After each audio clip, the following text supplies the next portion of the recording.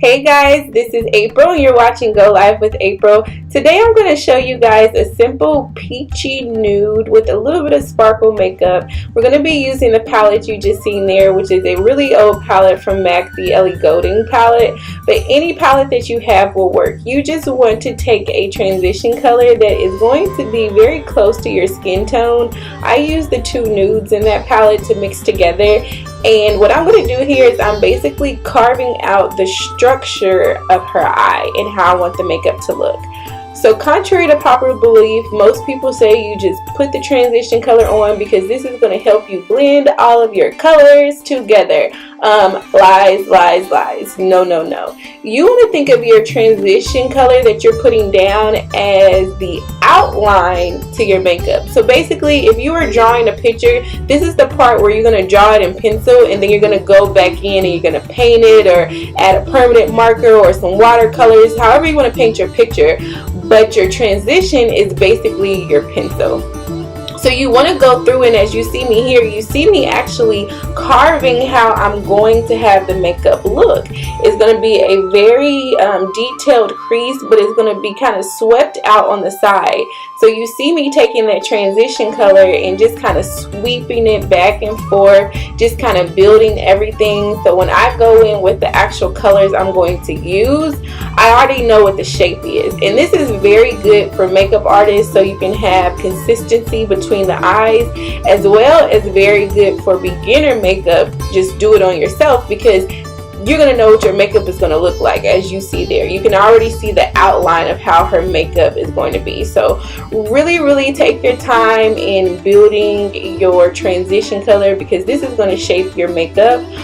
So take your time with it and be intentional and specific with where you're putting it.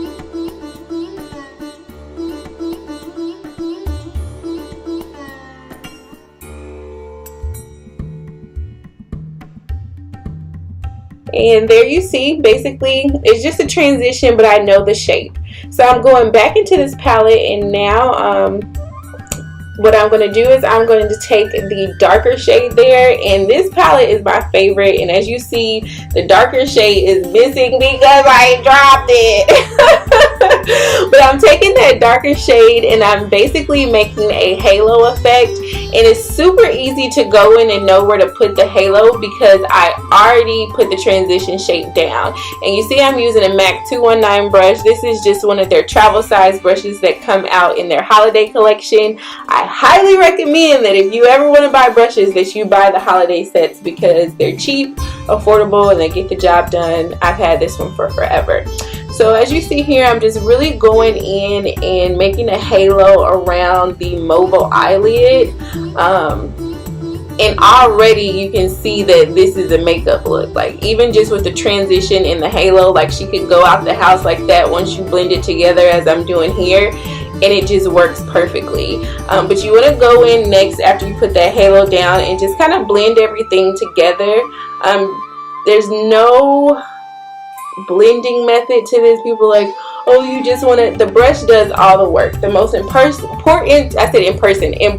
things you want to buy when you become a makeup artist or when you're doing your own makeup is your brushes because they do all of the work. So you see I'm just basically just kind of putting this on here and I'm not, you know, making sure it's super neat or anything like that. I'm just putting it in the curve of her eye. But once I go in with that blending brush, it does all of the work for me. It basically blurs the lines, it makes it look smooth, it makes it look even, and you even see me at one point flicking up into her brow because whatever is in the brush, you want to kind of flick up on the brow a little bit because it's going to define that area and just kind of make it look seamless. So I'm going back into that same Ellie Goulding times MAC palette and I'm taking the shimmery shade. Y'all, this shade is divine. Do you see that wet sparkle on the eye? Yes, yes, yes. And my brush is not wet. That's just how the color looks. Like when you put that on the eye, no matter what shade, skin tone, like it just gives you this wet champagne pinky sparkle goodness. Yes, MAC. I love MAC Cosmetics. You'll probably never really see me use too many other palettes because I'm just a MAC girl. Yes, I used to work for MAC, but I just stand by it because they just make the bomb stuff. So all I did was put that in the mobile lid, the part that didn't have anything on it, and now I'm taking the same brush. I used 3 brushes through this whole thing. If you're a makeup artist and you're using 6 brushes, kill yourself. So anyway, I took that little blending brush that I've been using and I just kind of went over the outside. You're going to see me do it here again. I am being intentional and specific about where I place that shimmery champagne color. I only want it on the part that doesn't have any color, and then once I get it on there, I get it all shaped. I'm intentional about where I place it. I'm going to go back in with that same blending brush I've been using, and I'm just going to blend it all out and make it look seamless and cute.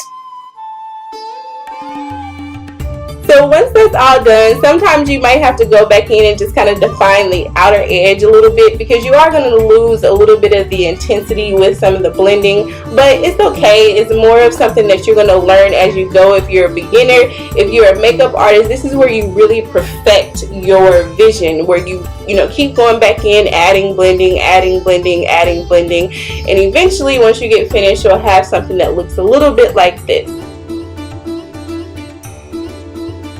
And once you put all the lashes and the highlight and the skin, it really comes together. I never show a client their makeup until I'm finished, because they can't really see how it's going to look until it looks how it's going to look. But this is my favorite part.